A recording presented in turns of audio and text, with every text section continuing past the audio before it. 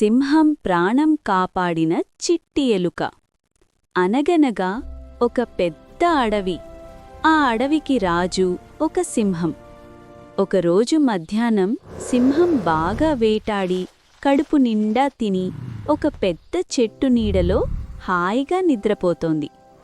అదే సమయంలో అక్కడికొక చిన్న ఎలుక వచ్చింది. నిద్రపోతున్న సింహాన్ని చూసి దానికొక ఆలోచన వచ్చింది. అబ్బా, ఈ సింహం వీపు మీద ఆడుకుంటే ఎంత బాగుంటుంది అనుకుంటూ ఎలుక సింహం మీదకు ఎక్కి జారుడు బండలాగా జారుతూ అల్లరి చేయడం మొదలుపెట్టింది. ఎలుక అల్లరికి సింహానికి మెలకువ వచ్చింది. తన నిద్ర పాడైందని సింహానికి విపరీతమైన కోపం వచ్చింది. వెంటనే అది గట్టిగా గర్జిస్తూ ఎలుకను తన పంజాలో బంధించింది. ఎంత ధైర్యం నీకు! అడవికి రాజైన నా నిద్రనే పాడిచేస్తావా? ఈరోజే నిన్ను చంపి తింటాను అని సింహం గట్టిగా అరిచింది. భయంతో వణికిపోతున్న ఎలుక చేతులు జోడించి ఇలా వేడుకుంది.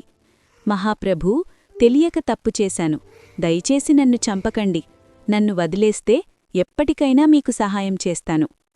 ఎలుక మాటలు విని సింహం పకపకా నవ్వింది. నువ్వా? ఇంత చిన్నదానివి ఇంత బలవంతుడినైన నాకు సహాయం చేస్తావా? సరేలే, ఈరోజు నా కడుపు నిండుగా ఉంది, అందుకే నిన్ను వదిలేస్తున్నాను, పారిపో అని ఎలుకను వదిలేసింది.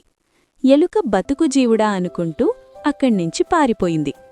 కొన్ని రోజుల తర్వాత సింహం అడవిలో దర్జాగా తిరుగుతుండగా అనుకోకుండా వేటగాళ్లు పన్నిన ఒక వలలో చిక్కుకుంది.